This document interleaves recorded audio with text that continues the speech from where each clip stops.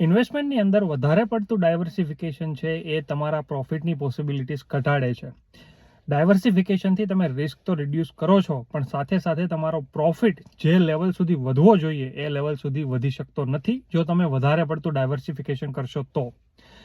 Mutual fund કે stock માર્કેટની અંદર ઇન્વેસ્ટમેન્ટ કરો ત્યારે ધ્યાન રાખવું કે ક્વોલિટીવાળી વસ્તુ પસંદ કરવી અને ડાયવર્સિફિકેશન છે એ શક્ય એટલું ઘટાડવું જોઈએ. 5 મ્યુચ્યુઅલ ફંડની જગ્યાએ 2 મ્યુચ્યુઅલ ફંડ પસંદ કરો, 10 સ્ટોકની જગ્યાએ 5 ક્વોલિટીવાળા સ્ટોક પસંદ કરો. વધારે યુનિટ ભેગા કરશો, વધારે શેર ભેગા કરશો તો અલ્ટિમેટલી તમારા પ્રોફિટ છે એ ડાયવર્સિફિકેશન કરતાં તમને વધારે જોવા મળશે.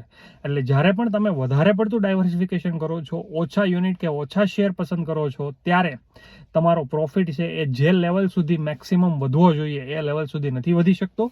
કારણ કે એવી પોસિબિલિટીઝ કરી કે તમે જે ડાયવર્સિફાઈડ સ્ટોક કે મ્યુચ્યુઅલ ફંડ પસંદ કર્યા છે એમાંથી કોઈ મ્યુચ્યુઅલ ફંડ કદાચ સારું પરફોર્મ નહીં કરી શકે, પણ તમે સારી વસ્તુ પસંદ કરી છે, ક્વોલિટીવાળી વસ્તુ પસંદ કરી છે અને ઓછી વસ્તુ પસંદ કરી છે, તો ચાન્સીસ ખરા કે તમારો પ્રોફિટ છે તમારા મેક્સિમમ પોટેન્શિયલ સુધી પહોંચી શકે.